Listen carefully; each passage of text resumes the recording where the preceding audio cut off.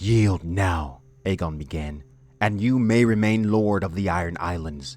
Yield now, and your sons will live to rule after you. I have 8,000 men outside your walls."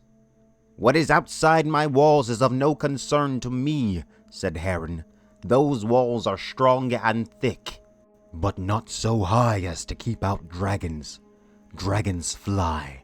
"I built in stone," said Harren. "Stone does not burn."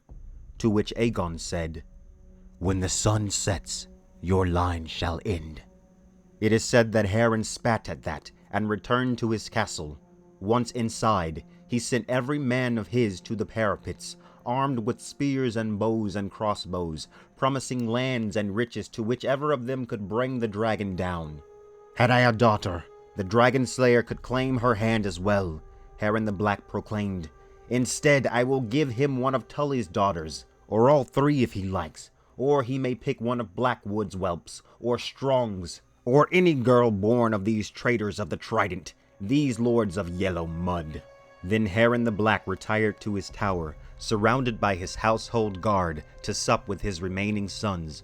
As the last light of the sun faded, Black Harren's men stared into the gathering darkness, clutching their spears and crossbows. When no dragon appeared, some may have thought that Aegon's threats had been hollow. But Aegon Targaryen took Balerion up high, through the clouds, up and up, until the dragon was no bigger than a fly upon the moon. Only then did he descend, well inside the castle walls. On wings as black as pitch, Balerion plunged through the night, and when the great towers of Harrenhal appeared beneath him, the dragon roared his fury and bathed them in black fire, shot through with swirls of red. "Stone does not burn," Harren had boasted, but his castle was not made of stone alone. Wood and wool, hemp and straw, bread and salted beef and grain, all took fire.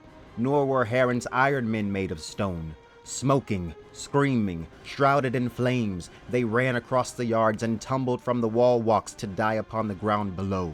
And even stone will crack and melt if the fire is hot enough. The river lords outside the castle walls said later that the towers of Harrenhal glowed red against the night, like 5 great candles, and like candles they began to twist and melt as runnels of molten stone ran down their sides. Harren and his last sons died in the fires that engulfed his monstrous fortress that night. House Hoare died with him, and so too did the Iron Islands hold on the Riverlands.